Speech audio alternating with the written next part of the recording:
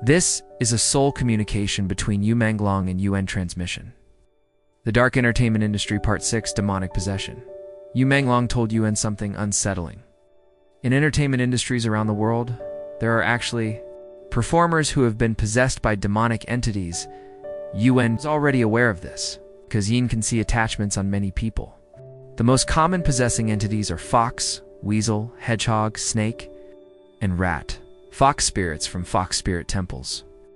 Weasels from Wangtai sign temples, hedgehogs from Yin temples, large snakes from snake temples, and rats.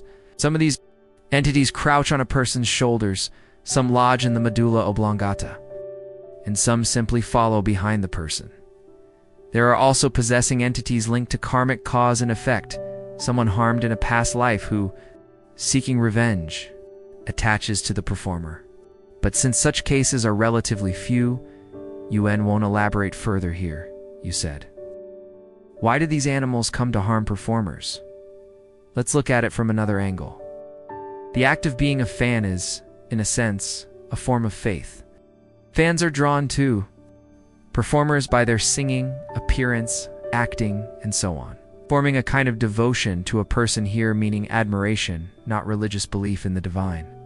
The more fans a performer has, the more likely there is a possessing entity behind them. Its purpose is to siphon the fan's vital essence, their jin ki, and shen through that performer. Performers with possessing entities frequently hold large-scale concerts, because that's where the greatest concentration of fans gathers. UN never attends concerts, rarely goes to theaters, doesn't even go to cinemas, because UN can see the entities behind these performers. And these large events help the entities harvest the vital essence of vast numbers of fans. The purpose of these entities siphoning human vital essence is to cultivate an immortal body, but this is something the heavenly Tao does not permit, and the laws of the new universe forbid it even more strictly. Because possessing entities lack human moral principles, anything they cultivate would become demonic. So when an entity attempts to achieve immortality, the deities of the heavenly realm will hunt it down. To date, not a single possessing entity has succeeded in this cultivation. This is why it is said in cultivation circles that a human body is hard to obtain, because only humans, as the most spiritual of all beings, can truly cultivate. That is precisely why these creatures seek to possess humans in order to obtain a human form. How can you tell whether a performer you admire has a possessing entity? You said you can observe whether the performer's large concert events are predominantly themed in black and red or deep crimson. Of course, fans might say, the black color scheme is just meant to look cool and edgy. But evil beings have a particular affinity for black and blood red, and this can serve as a distinguishing marker. You want UN to pass along this message. If you attend a large concert or a musical performance, play or movie screening, and come home with a fever or feeling unwell, it is very possibly a side effect of having your vital essence drained. The most obvious symptoms are fever or cold-like illness, and in severe cases, it can develop into pneumonia. But everyone doesn't need to worry too much about this. A person's vital energy, essence, spirit, can be replenished in many different ways, as long as you don't become overly obsessed with that. Celebrity, or spend every day watching their concert videos across various platforms, you'll be fine.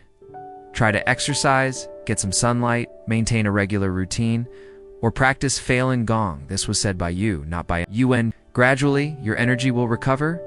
As for how these possessing entities came to be behind those performers, UN would also like to explain when we encounter something we can't figure out, or have unfulfilled desires, we go to temples to pray. But will a deity really grant your wish just because you ask? Yin would like you to answer this. You said that if the request is for emergency relief, rather than driven by obsessive desire, the deities will help. In fact, you may not even need to ask, because with so many compassionate deities in heaven, they will help of their own great mercy. But what is the purpose when performers go to pray? Beyond seeking safety and peace, they pray for their entertainment careers to become wildly successful and for wealth to flow in endlessly. Legitimate. Major temples have deities presiding over them, and these deities will not grant performers obsessive wishes for stardom and endless wealth.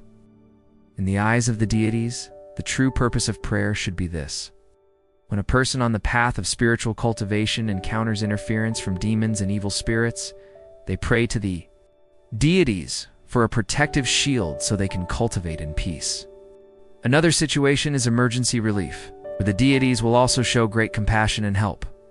However, there are situations where help cannot be given when a person has committed too many misdeeds and exhausted their store of merit. The deities cannot intervene because everyone must repay their own karmic debts. The principle that good and evil receive their due recompense is a heavenly law, and the deities are the guardians of universal law. They cannot possibly break the very laws they uphold.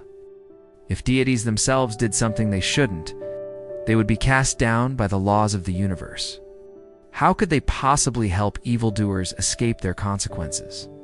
So, when the deities of legitimate temples cannot grant performers wishes for career success, these performers turn instead to illegitimate shrines and temples, yin temples, dedicated to fox, weasel, hedgehog, snake, and rat spirits, to ask these so-called great immortals possessing entities for help. These so-called great immortals, in order to extract even more human vital essence to refine their elixirs of immortality, will assist these performers and boost their entertainment careers, and the most famous of all is Thailand's White Dragon King birth name. We will share more about him in the next installment.